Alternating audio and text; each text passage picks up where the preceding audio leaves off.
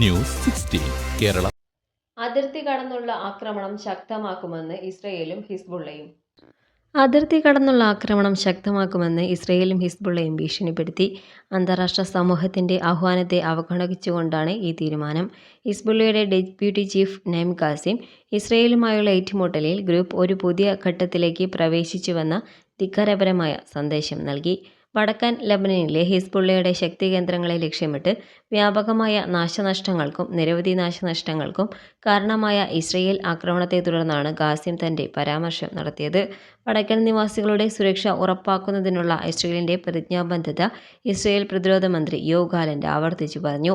ഇസ്രയേലിന്റെ വടക്കൻ കമ്മ്യൂണിറ്റികളെ അവരുടെ വീടുകളിലേക്ക് സുരക്ഷിതമായി തിരികെ കൊണ്ടുവരുന്നത് ഉറപ്പാക്കുന്ന ഒരു ഘട്ടത്തിൽ എത്തുന്നതുവരെ സൈനിക നടപടികൾ തുടരും. ഇരുപക്ഷവും തങ്ങളുടെ നിലപാടുകൾ കർശനമാക്കുമ്പോൾ തങ്ങളുടെ പൗരന്മാരെ ഭീഷണിപ്പെടുത്തുന്ന ആരെയും ഇസ്രയേൽ ആക്രമിക്കുമെന്ന് army chief lieutenant general Herzi Halevi പ്രതിജ്ഞയെടുത്തു. ഇസ്രയേലിന്റെ ഏറ്റവും വലിയ സഖ്യകക്ഷിയായ അമേരിക്ക സംയമനം പാലിക്കണമെന്ന് ആവശ്യപ്പെട്ടിട്ടുണ്ട്. സൈനിക വർധനവ് ഇസ്രയേലിന്റെ മികച്ച താൽപര്യത്തിന് ചേർന്നതല്ലെന്നും വിശാലമായ ഒരു സംഘർഷം തടയാൻ US അശ്രാന്തമായി പ്രവർത്തിക്കുന്നുണ്ടെന്നും പ്രസിഡന്റ് ജോ ബൈഡൻ ഊന്നി പറഞ്ഞു. UN secretary general Antonio Guterres സമാനമായ ആശങ്കകൾ പ്രതിധ്വനിച്ചു. നിലവിലുള്ള ഗാസ സംഘർഷത്തിനിടയിൽ ലെബനൻ മറ്റൊരു ഗാസ ആകാനുള്ള സാധ്യതയെക്കുറിച്ച് മുന്നറിയിപ്പ് നൽകി.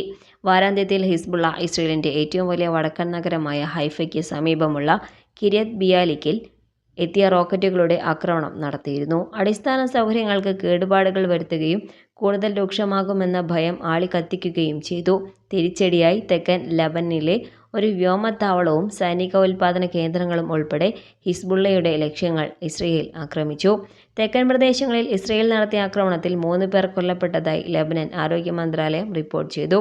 അതേസമയം 2 പോരാളികൾ കൊല്ലപ്പെട്ടതായി ഹിസ്ബുള്ള സ്ഥിരീകരിച്ചു. ലെബനനിൽ നിന്ന് 150-ലധികം റോക്കറ്റുകളും മിസൈലുകളും ഡ്രോണുകളും തങ്ങളുടെ പ്രദേശത്തേക്ക് ഒറ്റ രാത്രി കൊണ്ട് തൊടുത്തുവിട്ടതായി ഇസ്രയേൽ സൈന്യം റിപ്പോർട്ട് ചെയ്തു. News desk. പക്ഷമില്ല, വിവേചനമില്ല. നേരിനൊപ്പം, നാടിനൊപ്പം, നാട്ടുകാർക്കൊപ്പം. News 16 Kerala channel.